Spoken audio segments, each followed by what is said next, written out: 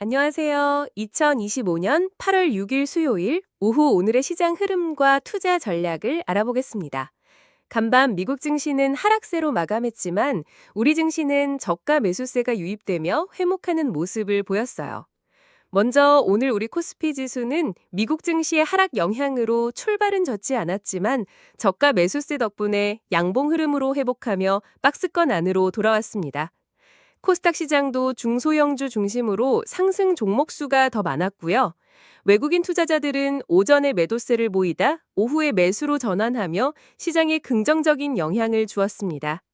특히 전기가스, 기계 업종을 매수했고 코스닥에서는 2차 전지와 반도체 관련주를 선별적으로 담았어요. 기관은 2차 전지와 엔터주, 일부 제약바이오를 매수하며 시장을 지지했습니다. 주목할 만한 소식으로는 50억 금융투자소득세 유지가 논의되면서 시장에 긍정적인 기대감을 주었고요. 중국 단체 관광객의 한국 무비자 입국 허용 소식에 여행조와 면세점 관련주들이 강세를 보였습니다. 아모레퍼시픽은 어닝 서프라이즈로 K뷰티 관련주들의 동반 강세를 이끌었고 원전 관련주들도 미국의 달 원자로 건설 소식에 힘입어 함께 강세를 보였습니다. 하지만 삼성전자는 HBM 시장에서의 경쟁력 회복이 지연되며 여전히 박스권에 갇혀 있다는 지적이 이어졌습니다. 포스코그룹주와 2차전지 관련주들은 전반적으로 하락세를 보였고요. 그런데 안타깝게도 일부 정치권에서 주식 투자를 불로소득으로 간주하는 시대착오적인 발상들이 나오고 있는데요. 금융시장의 가치 창출 기능을 제대로 이해하지 못하는 이런 시각들이 우리 개인 투자자들의 투자를 위축시키고 국가 경쟁력에도 부정적인 영향을 미칠 수 있다는 점은 정말 아쉽습니다. 하루빨리 시장 친화적인 환경이 조성되길 바라봅니다. 간밤 미국 증시는 전반적으로 하락 마감했는데요. S&P 500과 나스닥이 각각 0.49%, 0.65% 하락했고 다우존스도 0.14% 얍세를 보였습니다. 다만 중소형주 중심의 러셀 2000 지수는 0.51% 상승하며 상대적으로 견조한 모습을 보였어요. 현 미국 대통령인 도널드 트럼프 대통령의 관세 발언은 간밤 시장의 주요 불안 요소였습니다. 특히 반도체와 의약품 수입에 대한 최대 250% 관세 부과 가능성이 언급되면서 관련 기업들의 투자 심리를 위축시켰어요. 여기에 7월 ISM 서비스 PMI가 예상치를 하회하고 고용지수마저 하락하면서 스태그플레이션에 대한 경계감이 높아졌습니다.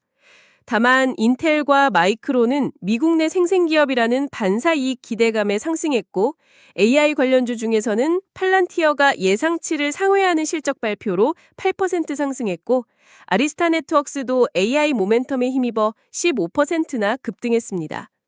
하지만 AMD는 중국 접근성 우려와 재고 비용 발생으로 하락했고 슈퍼마이크로 컴퓨터 역시 실적 부진으로 16.5% 급락했습니다.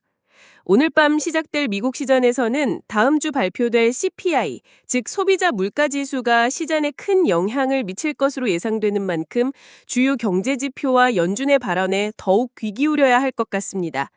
이어서 암호화폐 시장인데요. 비트코인은 11만 3,500달러까지 밀리며 하락세를 보였습니다. 나스닥과 연동되는 경향이 강해서 단기적으로는 위험자산으로 분류되니 신중한 접근이 필요합니다. 코인베이스의 전환사채 발행 소식도 주가에 부정적인 영향을 미쳤으니 참고해주세요. 그럼 오늘 시장의 핵심 투자 전략을 정리해볼까요? 미국 증시에서는 팔란티아와 아리스타 네트워크스처럼 AI 모멘텀이 강력한 기업들을 조정 시 분할 매수 관점으로 지켜보는 것이 좋겠습니다. 도어대시와 고배당 경기 방어주인 화이자도 포트폴리오의 안정성을 높이는 차원에서 고려해볼 만해요. 국내 증시에서는 중국 소비 회복 수혜주인 K뷰티, 여행, 면세점 관련주와 원전 방산 테마에 지속적인 관심을 가져볼 만합니다. 특히 하이닉스는 HBM 시장에서 독보적인 위치를 차지하고 있어 눈여겨볼 필요가 있어요. 삼성전자와 포스코그룹주, 2차전지 관련주들은 당분간 관망하며 명확한 상승 모멘텀을 확인하는 것이 좋겠습니다.